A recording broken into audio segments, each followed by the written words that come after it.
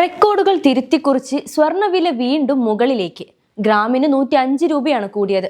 ഒരു പവൻ സ്വർണത്തിന് ഇന്ന് വർദ്ധിച്ചത് 840 രൂപയാണ്. ഇതോടെ ഒരു പവൻ സ്വർണത്തിന്റെ ഇന്നത്തെ നിരക്ക് 62,480 രൂപയായി. ചരിത്രത്തിൽ ആദ്യമായാണ് സ്വർണ്ണവില 62,000 കടക്കുന്നത്.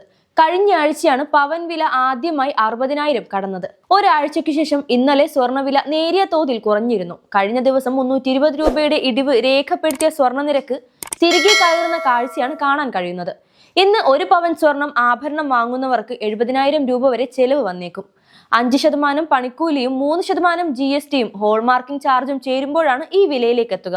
ഡിസൈൻ കൂടുതലുള്ള ആഭരണങ്ങളാണ് വാങ്ങുന്നതെങ്കിൽ പണിക്കൂലി ഇനിയും കൂടും. പുതിയ സാഹചര്യത്തിൽ ആഭരണ വിൽപ്പനയിൽ കുറവ് വന്നേക്കുമെന്ന് കരുതുന്നു. പുതുവർഷത്തിൽ സ്വർണ്ണവില കുതിച്ചുയരുന്ന കാഴ്ചയാണ് വിപണിയിൽ കാണാൻ സാധിക്കുന്നത്. രാജ്യാന്തര വിപണിയിലെ അനിശ്ചിതത്വം സ്വർണ്ണവിലയെ സ്വാധീനിക്കുന്നതായാണ് വിദഗ്ധരുടെ വിലയിരുത്തൽ. ട്രംപിന്റെ നികുതി നയം ആഗോള വ്യാപാര യുദ്ധത്തിന് വഴിവെച്ചേക്കാമെന്നുള്ള ആശങ്കയാണ് സ്വർണ്ണവിലയെ ഉയർത്തിയത്. ഇന്ന് 1 ഗ്രാം 22 കാരറ്റ് സ്വർണത്തിന്റെ വിപണി വില 7,810 രൂപയാണ്. 1 ഗ്രാം 18 കാരറ്റ് സ്വർണത്തിന്റെ വിപണി വില 6,455 രൂപയും. വെള്ളി വിലയിൽ ഇന്ന് മാറ്റമൊന്നുമില്ല.